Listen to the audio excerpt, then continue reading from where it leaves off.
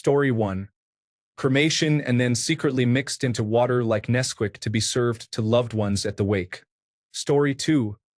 I want to be either composted or planted in a type of pod that will use my body to nurture a tree and flowers as it decays.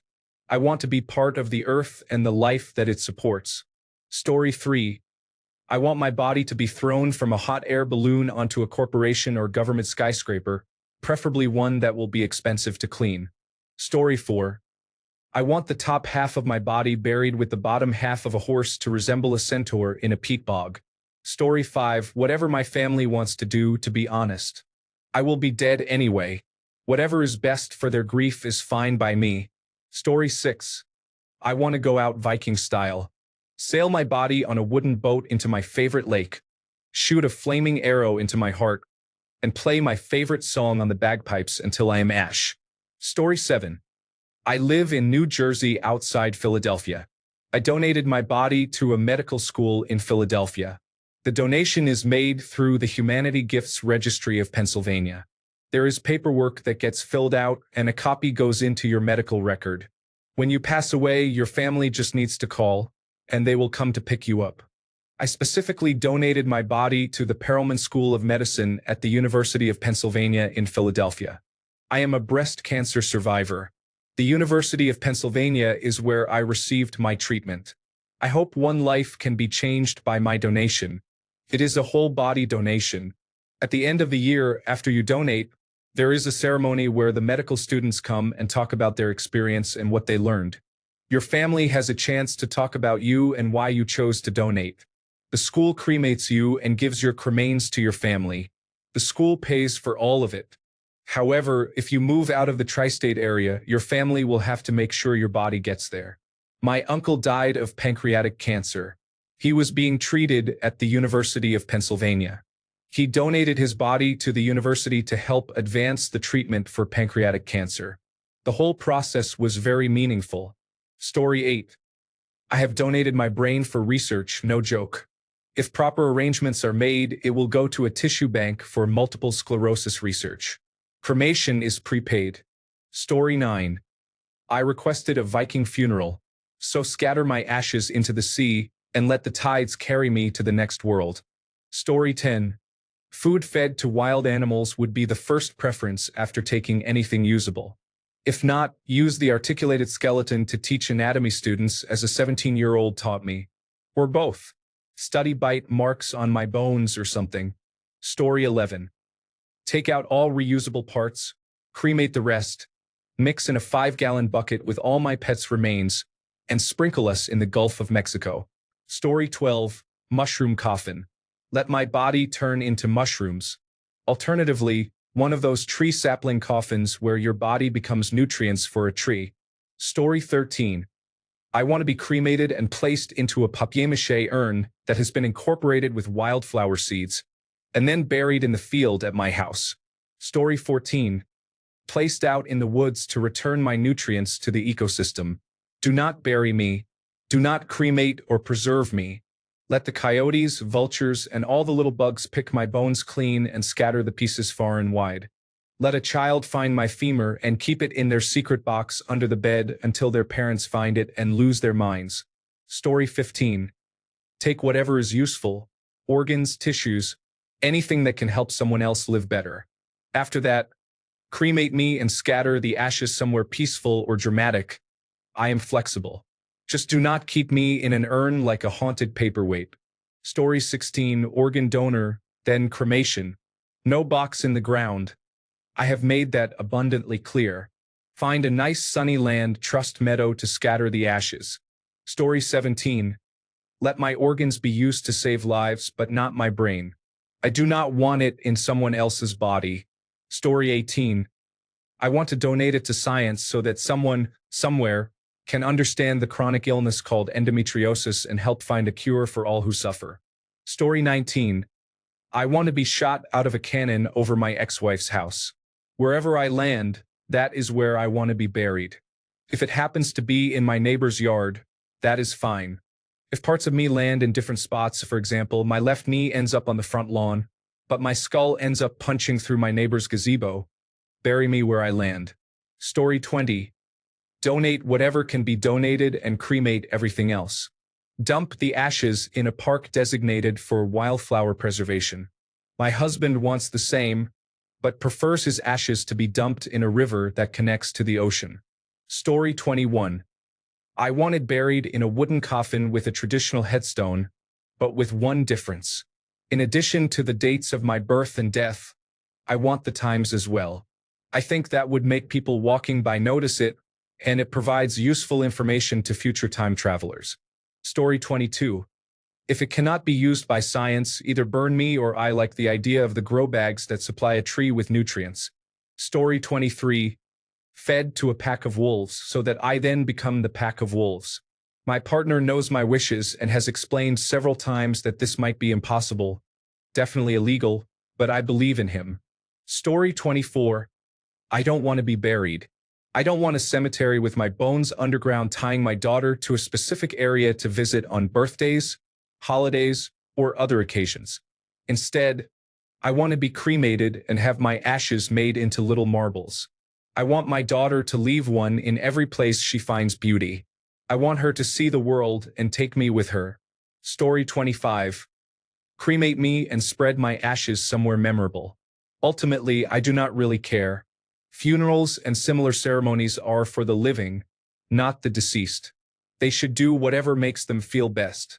I am no longer using my body and will have no way of knowing what they do, so in the end, it does not really matter. If they feel it would be better to put my body on display, then they should go for it. I am not using it anymore. Story 26. Depends on how I die. I know myself well enough to know that it is unlikely to be a natural death, so there probably will not be any organs that could be donated. However, if possible, I would like that. Story 27. I want to be cremated and have my ashes thrown from the top of the tallest roller coaster my children can find. Story 28. I want to be a tree that will eventually be cut down because the land was bought by a greedy corporation. Story 29. Donate my organs, cremate me, and make a pipe from my ashes. All my surviving friends must smoke from my ash glass pipe or earn on my birthday or the anniversary of my death. Story 30. I want my ashes to be put into a magic 8-ball. If any of my loved ones have a question after I die, they can just ask the magic 8-ball. Story 31. I would really love to do the tree capsule thing, but I think I will end up cremated or buried. I do not care at the end of the day. The tree option is very cool to me. Story 32. So I am going to have my body cremated, then pressurized into several jewels that will be placed into the hilt of a greatsword engraved with my name in runes. That sword will then be placed into a stone in front of a grave reading, "Wield me with courage," in the middle of a forest. Yes, I have thought a lot about this. Story 33. People in need get first rights to the useful parts, and the rest is given to scientific and medical research. I do not care if my body is used for military research and unceremoniously disposed of as biohazardous waste. Just do not waste money and resources embalming and burying the body in a cemetery, further harming the environment for no reason. Story 34. No preference at all. I think a burial would be a waste of time, money, and space, but I will be dead, so it will not matter. Story 35. When I die, I want my ashes poured and molded into a silicone head bust, colored gunmetal gray. Story 36. Take what you want. I wear glasses, but if someone can use my corneas to see for the first time, help yourself. Then I will be cremated and interred in my prepaid plot. Story 37. Cremated and buried with my cremated soulmate. Rest in peace. I have already bought the space and everything except the headstone. I prefer to have the words "my body lies," but still I roam at the bottom. Story 38. I told my husband to cremate me and put my ashes in the drawer of the nightstand so I can be near you. Story 39. My dad, also my best friend and fellow history enthusiast, and I made a pact. Realistically, he will pass before me. As much as I do not want to experience the heartbreak of losing him, I would rather take the pain than have him bury a child. Our plan, sworn over drinks in our favorite place in the world, Gettysburg, Pennsylvania, a significant American Civil War battle for those not interested in history, was that when he passes, He wants his ashes spread at Little Round Top on the Gettysburg battlefield. I want mine spread at Willoughby's Run on the Gettysburg battlefield. Some of whoever dies first's ashes will be preserved until the other of us passes, and then our ashes will be mixed together and spread at the angle on the Gettysburg battlefield. Dad and I will always be together, provided those still alive in the family honor our wishes. Story 40. I considered donating to the body yard at my alma mater. But then, we completed some landscaping around our pool and made a garden as a tribute to our pets, scattering all their ashes there. It has a St. Francis statue that looks exactly like George Carlin, and wind chimes made from their collar tags. My husband and I asked our sisters to ensure that our ashes are spread there before our house is sold, so we can return to the earth with all our fur babies. I decided against the boneyard because you cannot make any stipulations, and I would not want my body placed in water. I know I will not be aware and that it is for science, but the thought of decomposing in water is just no. Story 41. I quite like the idea of turning ashes into tree fertilizer that was popular a few years ago. I like the concept of giving back to nature. On a more fantastical but not realistic level, a Viking funeral would be cool. Story 42. I have 2 stainless steel knees and 3 spinal fusions with titanium alloy screws and straps. One of my sons jokingly said to me, "Hey Dad, after you are gone, can we have the metal parts so we can have someone make each of us a belt buckle?" My wife thought it was horrible, but my other son gave a thumbs up, and I laughed. I don't know if they will do it, but I think it is a great idea. You could say I am all in. Story 43. I want my ashes tossed in the ocean. It has always been my happy place, so I would like my physical self to be there forever once I leave this world. Story 44. Burn it. Sprinkle some ashes where you think I would like, or anywhere. Save some if you want. I do not care. Do not dare put me in a box underground. I will haunt you. Story 45. I think it would be awesome to be turned into a firework, sparkling in the night sky. Although, someone please donate me to science so they can finally give me a real diagnosis for all my ailments. Story 46. Cremated and thrown into the ocean to be consumed by the creatures that whales consume. I love and fear the ocean. Not to sound corny or cliché, the ocean is a great metaphor for how life works, so I would be honored to be returned there. Story 47. Put my body in a tree pod and let my body help the tree grow. Story 48. A Salford Viking funeral on a blazing pallet down the River Irwell, with Dirty Old Town playing in the background. Story 49. Donate my usable parts. Cremate the rest. Pour my ashes into the ocean at Avon by the Sea, New Jersey. I love New Jersey. Story 50. Burial at sea, not cremated. There is even an Environmental Protection Agency guidebook and a United States Navy ceremony for those eligible. Pro tip: tell your immediate family your wishes, not just in your will. Many times, it is after burial when the will is read, and instructions tell the family not to do what they just did. Story 51. I have to make decisions for after I am dead too? Just throw me in a ditch. I am so tired of choices. Story 52. I tell my family that it is not really up to me. I am dead and will not care.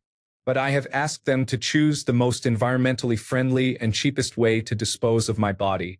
Story 53. Harvest organs, donate my body to medical school. Beyond that, anything that brings peace to my loved ones. I would prefer to be composted, but I am not particular. I will not be here. Just do not spend a lot of money on anything. Story 54. Aquamation, then either retained to be buried in my husband's casket or buried above my husband's casket. He wants to be buried. Story 55. I am an organ donor. In the event of my death, I will not have any real say in what happens to my body. I hope that my remains can help someone live on. Story 56. I want cremation. Spread some on my mom's grave and some at my dad's site. My dad's resting place overlooks a valley and across to the mountains he used to hunt in. To me, it's the best view in the world.